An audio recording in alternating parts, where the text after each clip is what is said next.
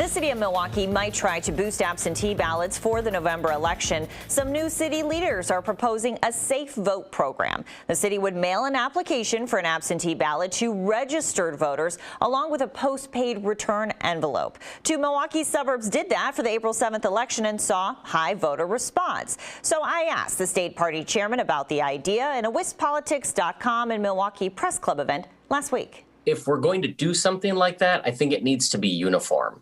I know that as a state party, we did that. We targeted high propensity voters over 60 years old in this last election, and we sent them absentee ballot applications. And, you know, as a party, I think it's great.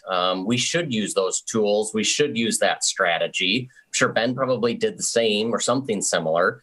But my concern is if we're going to have that, it needs to be uniform and not just one county does it and one municipality does it or not, because I think then we have a situation where probably municipalities with more money or counties with bigger budgets, more staff can handle that, whereas rural areas outstate don't. And I would worry significantly about that.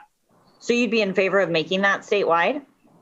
If it was statewide, if it was funded statewide, it makes it more palatable. So I think, you know, Democrats have a partisan advantage if it comes down to organizing, and we just saw the result of a massive organizing drive on both sides. And I think Democrats demonstrated an edge in working to get absentee ballots into the hands of people, even with the current rules.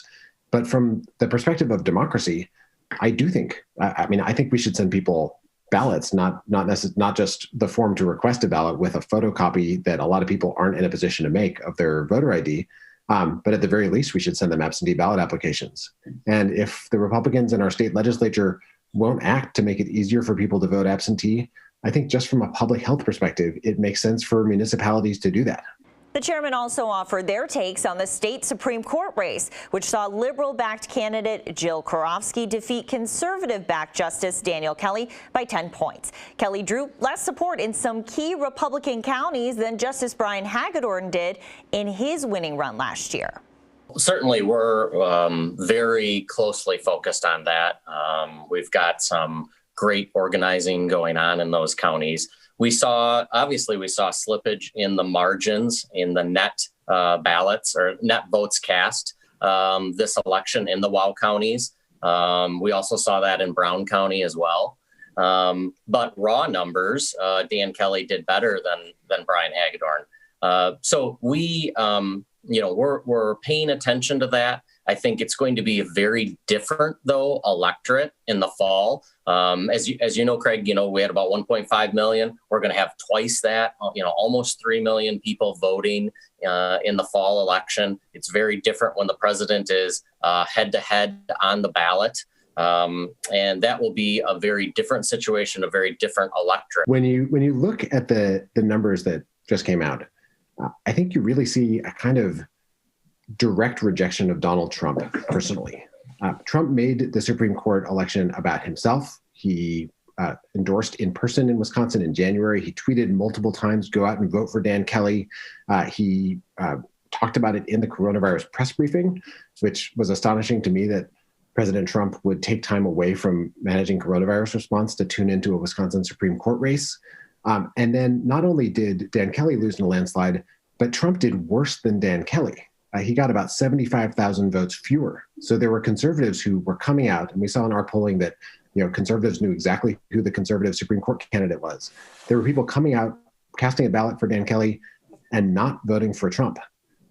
There was no such shortfall on the Democratic side. And I think that's a bright red alert for Trump in Wisconsin for November, to see that he underperformed a Supreme Court candidate in our state who himself lost by 10 points. The May 12th special election in the 7th Congressional District looks like it will go forward. Governor Evers' legal counsel says he's unlikely to try to delay it. They cited the district's rural nature and fewer cases of coronavirus there. And Madison's Truax Field will get the next generation of fighter jet. The U.S. Air Force picked the 115th Fighter Wing to receive 18 F-35s in 2023. Next, two words that lit up Twitter last week.